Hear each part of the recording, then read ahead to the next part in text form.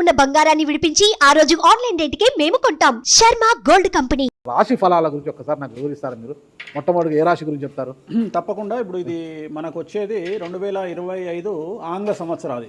Okay. అంటే కొంతమంది విమర్శించారు 24 కదా, 24 25 అదే 25 ఆంగ్ల సంవత్సరాది అంటే మనం ఇంగ్లీష్ క్యాలెండర్ అంటే 25లో వచ్చేది 25 ఆంగ్ల 25 కదా, జనవరి 1 25. ఓకే. జనరల్ గా మనము అంటే మరి మీరు ఉగాది నుండి ఎందుకు చెప్పట్లేదు అంటే చాలా మంది ఉగాది వరకు కూడా ఆగట్లేదు, జనవరి 1 కూడా ఆగట్లేదు, డిసెంబర్ నుండి నవంబర్ నుండి అడుగుతా ఉన్నారు అందరూ. ఓకే.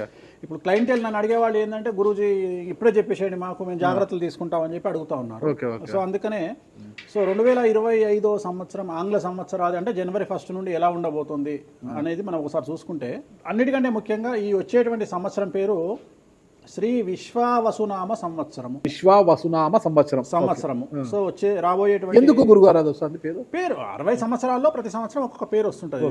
పేరుతో ఏం స్పెషాలిటీ లేదు. క్రోధినామ సంవత్సరం అనే నెగిటివ్ అట్లా ఏం లేదు. సంవత్సరాల్లో దీని పేరు విశ్వావసునామ సంవత్సరం. సో ఈ సంవత్సరానికి అధిపతి రాజు కాబట్టి, రవి కాబట్టి రాజు.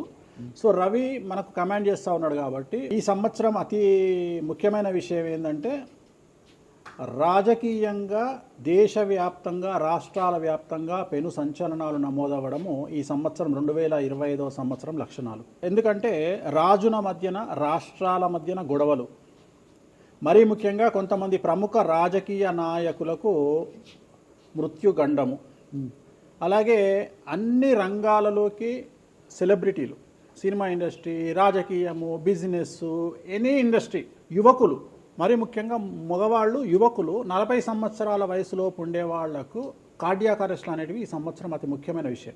ఎందుకంటే ఆల్రెడీ మనం చూస్తున్నాం ఇప్పటికే, కానీ వాటి తీవ్రత పెరిగే అవకాశం ఉంది. కారణం ఏంటంటే రవి కమాండ్ చేస్తూ ఉన్నాడు కాబట్టి. రవి అంటే చర్మము, హార్టు, కళ్ళు, ఎముకలు. సో కరోనా లాంటి అంత పెద్దది కాకపోయినా ఒక సమస్య, ఒక వైరస్ మళ్ళీ ప్రపంచాన్ని బాధించే అవకాశం ఉంది. అది మరీ ముఖ్యంగా చర్మం మీద దాడి చేసే అవకాశం ఉంది. అంటే చర్మానికి సంబంధించినటువంటి ఒక సమస్యల బారిన పడి ఈ సంవత్సరము జనాలు వైరస్ బారిన పడే అవకాశం ఉంది మరీ ముఖ్యంగా. అలాగే ఇప్పుడు ఇంచుమించు 40 సంవత్సరాల లోపు యువకులకు కార్డియాక్ అరెస్ట్ అనేటువంటివి జరిగే అవకాశాలు కనిపిస్తూ ఉన్నాయి. అలాగే ఈ సంవత్సరం గుండెపోటు వల్ల మరణాల సంఖ్య చాలా ఎక్కువ. ఇదంతా 2025 జనవరి నుంచి ఎగ్జాక్ట్లీ. అలాగే ఈ సంవత్సరము ఎండల తీవ్రత చాలా ఎక్కువ, విపరీతమైనటువంటి ఎండలు ఉండే అవకాశం ఉంది. అలాగే ఈ సంవత్సరాలు ప్రపంచవ్యాప్తంగా అగ్నిపర్వతాల పేలుడు అనేటువంటిది ఈ సంవత్సరం గమనించాల్సినటువంటి విషయం. అలాగే ఈ సంవత్సరం మంచు పర్వతాలు కరగడం వల్ల వాతావరణంలో మార్పులు గమనించాల్సి ఉంటుంది ఈ సంవత్సరం. అలాగే అమెరికా దేశానికి విపరీతమైనటువంటి గాలి తుఫానులు, వరదలు ఈ సంవత్సరం కనిపిస్తూ ఉన్నాయి. అలాగే 1-2 దేశాల మధ్యన యుద్ధ వాతావరణం ఖచ్చితంగా ఉండి తీరుతుంది, లేదా యుద్ధం జరుగుతున్నాయి కదా, అది ఇంకా పెరుగుతుంది. ఇప్పుడు ఉన్నదానికంటే తీవ్రత పెరుగుతుంది అనేది. అలాగే మనకు 2025 సంవత్సరంలో సెప్టెంబర్ 7వ తేదీ 2025 సంవత్సరం ఆదివారం రాహుగ్రస్త సంపూర్ణ చంద్రగ్రహణం ఏర్పడుతుంది. ఇది కుంభరాశికి వ్యతిరేకమైన ఫలితాలు ఇస్తుంది. అలాగే వచ్చే సంవత్సరం అంటే 2025 సంవత్సరంలో మే 9వ తేదీ నుండి సరస్వతి నదికి పుష్కరాలు అనేటువంటివి ఏర్పడతా ఉన్నాయి. ఈ సంవత్సరము రాజకీయ నాయకులకు సంబంధించి మరీ ముఖ్యంగా ఇందాక మనం మాట్లాడుకున్నట్టుగా పవన్ కళ్యాణ్ గారికి ఏలినాటి వెళ్ళిపోతుంది. అలాగే లోకేష్ గారి జాతకరీత్యా, పవన్ కళ్యాణ్ గారి జాతకరీత్యా విపరీత రాజయోగం అనేటువంటిది కనిపిస్తూ ఉంది. జగన్మోహన్ రెడ్డి గారికి లేదా రాజయోగం వల్ల? ఇప్పుడు లేదు, ఈ సంవత్సరం లేదు. అంటే 2025 సంవత్సరంలో లేదు. 29 కన్నా ఉందా? అది మన తర్వాత మాట్లాడుకోవాలి. ఓకే. 25లో మాత్రము నేను అనేది ఏంటంటే ఇప్పుడున్న స్థాయి కంటే వీళ్ళిద్దరికి ఇంకా పై స్థాయికి వెళ్లే అవకాశం ఉంది, లోకేష్ బాబు గానీ పవన్ కళ్యాణ్ గారు కానీ. అదే నాకు అర్థం కావడం, వాళ్ళిద్దరు మంత్రులే, నాకు అర్థం కాదు. ఇంకా ఇప్పుడు ఉన్నటువంటి పదవుల కంటే కూడా గొప్ప పదవులను వీరు పొందేటువంటి అవకాశాలు కనిపిస్తున్నాయి. రాజ్యసభ తీసుకుని కేంద్రానికి వెళ్తారా? కేంద్ర మంత్రులు వెళ్తారా? కేంద్ర మంత్రులు వెళ్తారా? పెద్దదే కదా, కేంద్ర మంత్రి అనేది పెద్దది కదా. సో అది ప్రభాస్ గారి జాతకంలో చాలా అనుకూలమైనటువంటి ఫలితాలు, శుభవార్తలు వినేటువంటి అవకాశాలు కనిపిస్తా ఉన్నాయి. వివాహం అవుతుందా చెప్పలేము, ఎందుకంటే తులారాశి కాబట్టి వివాహం కావచ్చు. సో ఫ్యాన్స్ కి ఇది పండగనే, పెద్ద పండగనే. ఓకే. సో ఇది ఓవరాల్ గా ఇంకా బేసిక్ డీటెయిల్స్, అంటే ఓవరాల్ 2025లో ఎలా ఉంటుంది. సో ఇప్పుడు మనం రాశుల గురించి కనుక తీసుకున్నట్లయితే ఎలా ఉంది, రెమెడీస్ ఏంటి? నెక్స్ట్ 10వ రాశి మకర రాశి. 2025 సంవత్సరం మకర రాశి జాతకులకు ఆదాయం 8, వ్యయం 14, రాజపూజ్యం 4, అవమానం 5.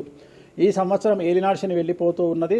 గత 8 సంవత్సరాల నుండి మీరు పడుతున్నటువంటి కష్టాలకు విముక్తి ఈ సంవత్సరం కలగనుంది. విపరీతమైనటువంటి అనుకూలతలు, విపరీత రాజయోగాలు, ఉద్యోగస్తులకు, విద్యార్థులకు పూర్తి స్థాయి అనుకూలతలు, విదేశీ యానము, విదేశీ పెట్టుబడులకు అనుకూలతలు, మరీ ముఖ్యంగా రాజకీయ నాయకులకు విశేషించి అనుకూలతలు. ఈ రాశిలో ఉండే రాజకీయ నాయకులకు అనుకోకుండా పదవీ లాభం సూచనలు గోచరిస్తూ ఉన్నాయి. కొంతమంది ఈ రాశిలో ఉండే రాజకీయ నాయకులు మరియు పెద్ద మంత్రి స్థాయి వరకు వెళ్లే అవకాశాలు గోచరిస్తూ ఉన్నాయి. ఈ సంవత్సరం కాకపోతే కుటుంబంలో ఎవరైనా ఒకరు మీకు దూరం అయ్యేటువంటి పరిస్థితులు కనిపిస్తూ ఉన్నాయి. అంటే ఇంత పాజిటివ్గా ఉన్నా ఎవరో ఒకరు ఈ సంవత్సరం కుటుంబంలో నుండి ఒక వ్యక్తి మీకు దూరం అయ్యేటువంటి కనిపిస్తూ ఉన్నాయి.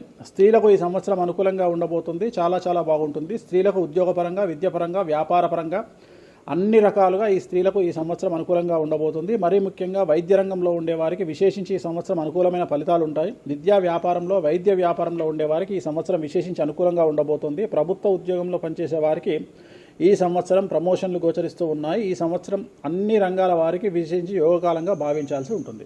అన్ని మీరు 12 రాశుల గురించి చెప్పారు గురుగారు. అట్లా ఎక్కువగా ఒక పూజ మాత్రం ఎక్కువగా చెప్పారు, చాలా మందికి కూడా చెప్పారు. తిరునల్లారు శనీశ్వర ఆలయం, శని ఎఫెక్ట్. ఓకే, ఎక్కువ మందికి తిరునల్లారు చెప్పిన అక్కడ ఎంత 450 రూపాయలు ఉంటుంది పూజ. అది తిరునల్లారు పాండిచ్చేరిలో ఉంటుంది. అక్కడికి వెళ్ళి పూజ చేసుకుంటే సరిపోతుంది. ఇది పేరును బట్టి ఈ రాశుల ప్రకారం ఇలా ఉంటుందని మీరు రాశారా, లేకపోతే వాళ్ళ డేట్ ఆఫ్ బర్త్ ప్రకారం? నక్షత్రం బట్టి, నక్షత్రాలు. ఓకే, నక్షత్రాలు వాళ్ళకి అర్థమైపోతుంది వాళ్ళ నక్షత్రాన్ని బట్టి. అశ్విని నక్షత్రం మేషరాశి, భరణి నక్షత్రం మేషరాశి, పుష్యమి నక్షత్రం కర్కాటక రాశి. మీ రాశి నా రాశి ఒకటే. నా రాశి ఏదో నాకు తెలియదు గురుగారు. మీది వృశ్చిక రాశి. మీది అదేనా? మరి ఎలా గురుగారు ఈ మధ్యన బాగానే ఉందంటారు? మనకు బాగుంది. ఇంకా మన రచ్చనే, ఇంకా రచ్చనే రచ్చనే. ఇక ఎట్లా రచ్చ? ఇంత వివాదాలు అవుతున్నాయి, ఏం కథ అసలు? ఇంకా లైఫ్ అన్నప్పుడు ఇప్పుడు రేవంత్ రెడ్డి ఉన్నాడు. రేవంత్ రెడ్డి ఎన్ని కష్టాలు అనుభవిస్తే సీఎం అయినాడు. అంటే ఇక కష్టం తర్వాత సుఖం రెడీగా ఉంటుంది. ఓకే, ఇప్పుడు కష్టపడ్డారు కాబట్టి మీకు సుఖం ఉంది అంటారు. మీకు కాదు, మళ్ళీ మీకు మనకు అందరికీ. ప్రతి మనిషి జీవితంలో పండ్లున్న చెట్టుకే రాయి దెబ్బలు, అంతేగాని పళ్ళు లేని చెట్టుని ఎవడు పట్టించుకుంటాడు? పళ్ళు ఉంటేనే దాన్ని రాయి చేస్తారు. అట్లనే మనం కూడా అంతే అండి. వేణుస్వామి అంటే పూజలకు పెట్టింది పేరు.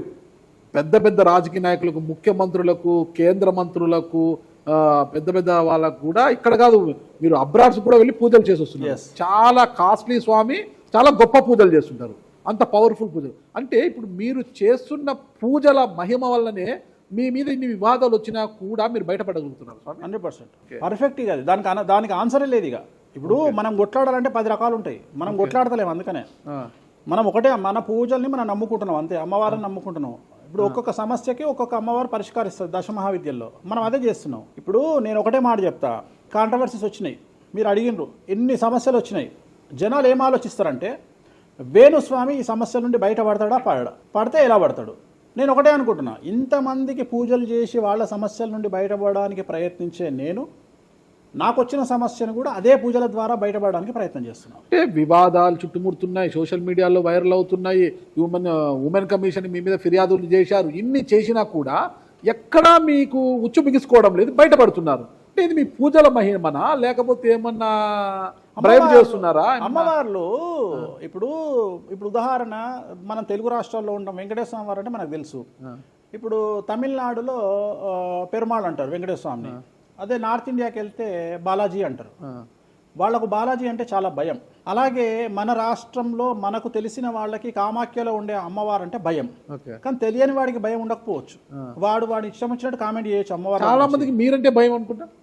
అంటే మనం చేసే పూజల వల్ల ఉండొచ్చు. ఓకే, నేను అనేది ఏంటంటే, నేను చేసే అదే ఇందాక మనం మాట్లాడుకున్నప్పుడు అదే చెప్తున్నా, వామాచారంలో పూజలు చేయాలంటే భయపడతారు. కారణం ఏమిటి అంటే ఖచ్చితంగా మందును ముట్టుకోవాలి, నాన్ వెజ్ను ముట్టుకోవాలి.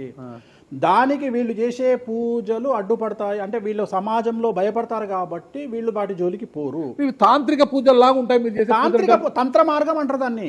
శ్రీకాళహస్తిలో కాదు శ్రీకాళహస్తిలో రావుకేతు పూజ చేయించుకున్నారు కదా, తాంత్రిక పూజలే అది. నిమ్మకాయ పెడితే తంత్రమే, గుర్తుపెట్టుకోండి. నిమ్మకాయ ఎక్కడ పెట్టినా తంత్రమే. మిమ్మల్ని కాపాడుతోంది మీరు చేస్తున్న పూజల మహిమే. అంతే అంతే అంతే, వాళ్ళే చూసుకుంటారు. నేను అనే పాయింట్ ఏంటంటే, నేను ఒకటే చెప్తున్నానండి, తప్పు చేస్తే నన్ను అమ్మవారు సర్వనాశనం చేస్తుంది. అమ్మవారిని విమర్శిస్తే వాళ్ళ సంగతి అమ్మవారు చూసుకుంటది. అంతేనా? అంతే. ఇక నాకు అవసరం, నేను కొట్లాడను చెయ్యను, నాకు అనవసరం, నాకు లొల్లే వద్దు.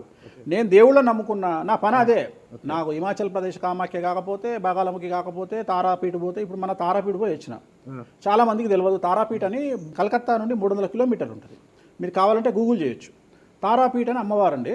ప్రతిరోజు శ్మశానంలో ఉంటుంది అమ్మవారు, ఒరిజినల్ శ్మశానంలో ఉంటుంది.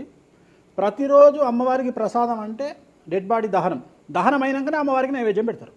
అంత పెద్ద ప్రసిద్ధమైనటువంటి దేవాలయం. అమ్మవారు శివుడికి పాలిస్తూ ఉంటుంది. తారాపీఠ అంటుంది దాన్ని. శ్మశానంలో ఉంటుంది. ఆమె జనరల్గా ఎవరైనా సరే ఎందుకు పూజ చేస్తారాగనంటే, జీవితంలో మనం వెళ్తూ ఉన్న సందర్భంలో సడన్గా స్టక్ అయినామనుకోండి, బౌన్స్ బ్యాక్ అవ్వడానికి పనిచేస్తుంది. అంటే ఉదాహరణ, ఒక ముఖ్యమంత్రి స్థాయి వ్యక్తి ఓడిపోయినప్పుడు, ఒక మంత్రి పోయినప్పుడు, ఒక ఐఏఎస్ సడన్గా తన జాబ్లో డిస్టర్బెన్స్ వచ్చినప్పుడు, ఐపీఎస్ డిస్టర్బెన్స్ వచ్చినప్పుడు ఈ పూజ కనుక అమ్మవారిని దర్శించుకుంటే ఒక్కసారి మళ్ళీ వాళ్ళు బౌన్స్ బ్యాక్ అవుతారు. అంటే బిగ్ బ్యాంగ్ థియరీ అనేది అక్కడ పనిచేస్తుంది. మనం మళ్ళీ ఒక్కసారి బౌన్స్ బ్యాక్ అయ్యి ముందుకు దూకడానికి అమ్మవారు పనిచేస్తుంది. నేను సజెస్ట్ చేస్తుంటా చాలామందికి, వ్యాపారంలో స్టక్ అయినప్పుడు, లేకపోతే ఉద్యోగంలో స్టక్ అయినప్పుడు, అట్లా స్టక్ అయినప్పుడు అయితే మీ తారాపీఠ వెళ్ళి దర్శనం చేయించుకోండి. అక్కడ దర్శనమే, పూజలు ఉండవు, జస్ట్ దర్శనమే. అమ్మవారికి పోయి దండం పెట్టుకొని వస్తే చాలు, ఒక్కసారి మళ్ళీ వాళ్ళు బౌన్స్ బ్యాక్ అవుతారు. ఒక పాయింట్కి నాకు ఆన్సర్ చెప్పి ముగించేసా, చాలా కాలాతీతమైంది. చివరికి ఇరికిస్తున్నారా ఇది? లేదు ఏం లేదు. ఇప్పుడు ఏపీలో అంటే గత ప్రభుత్వ హయాంలో, వైసీపీ హయాంలో వీళ్ళ మీద కేసులు పెట్టారు. ఇప్పుడు వీళ్ళ అధికారం వీళ్ళ మీద కేసులు పెడుతున్నారు కదా. ఈ కేసుల పరంపర ఇలా కొనసాగి జగన్మోహన్ రెడ్డి గారు జైలుకి వెళ్ళే అవకాశం ఉంది. వచ్చే సంవత్సరం మే 9వ తేదీ వరకు అవకాశం ఉంది, దాటితే లేదు. ఇది ఓవరాల్గా వేణుస్వామి గారు ఇచ్చారు. మీకు ఏదైనా అనుమానాలు ఉన్నా డైరెక్ట్గా వేణుస్వామి గారికి ఫోన్ చేయండి, మీ అనుమానాలను నివృత్తి చేసుకోండి. థ్యాంక్ యూ గురుగారు, నమస్తే. ఓకే, ఓం నమో వెంకటేశాయ.